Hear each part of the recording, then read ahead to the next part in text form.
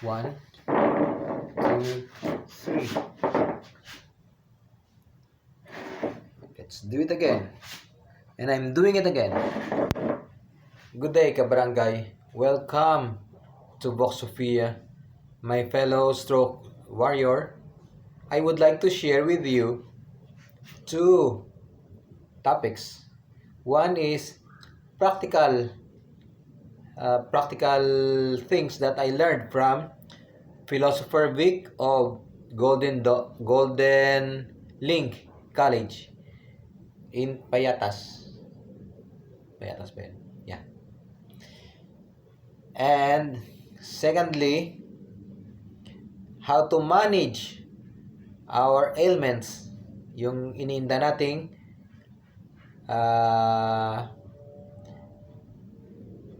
epekto ng stroke sa atin. How to manage it. Okay. And to begin with, ang bagay na nakatulong sa akin practically ay yung paalala, yung what I learned from Philosopher Vic. 3 things actually. 1, start where you are. Magsimula ka kahit saan ka nanggagaling or kung saan ka.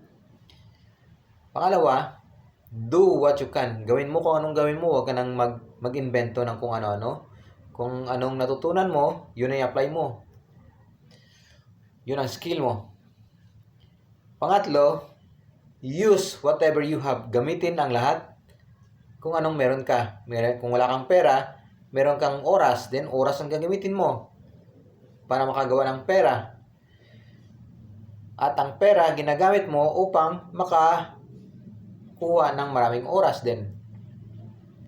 Dahil, in the underlining principle is that ang pinaka-loyal, dalawang kaluluwa, ang pinaka-loyal sa mundong ito.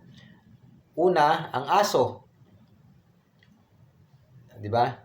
Tingnan mo si BBM, marami siyang aso, kaya maraming loyal sa kanya. Maraming nagtatakip ng kanyang mga baho. At ang pangalawa pala na loyal, ang pinaka-loyal na alipin ng tao ay pera. 'Di ba? Pera lang ang kailangan para ikaw ay makakuha ng kung ano man gusto mo sa buhay, kung anong needs mo. Doon lang. Yun lang. At how to manage. Kasi nga sa mga group chat na sinalihan ko, may mga paulit-ulit na mga superstition. Mga hindi naman scientific daw. Pero never na naging practical para sa mga stroke recovery. Ang tatlo na natutunan ko rin, again, from Philosopher Vic, ay una, balanced diet. Hindi yung puro tinapay o puro kape or puro kanin or puro karne.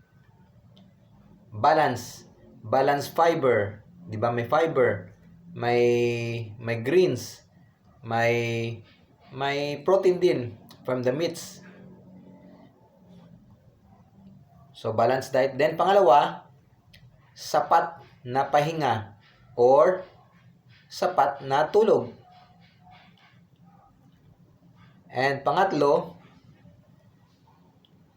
regular, consistent na galaw-galaw, kilos-kilos, exercise, moderately kasi hindi natin kayang stress sa buhay natin.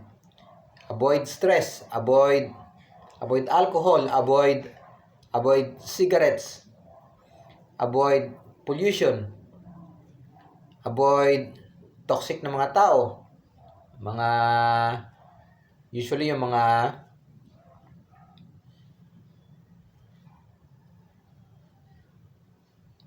sakim na tao, Iwasan mo yun. Mga narcissist na mga tao, sila lang yung mabuti, sila lang pinaka matalino, sila lang yung may alam sa pera, sila lang yung maganda sa relasyon, maggumawa ng relasyon. Sila lang. Yun ang mga tanga. Hindi nila alam na tanga sila. Ganon, in short.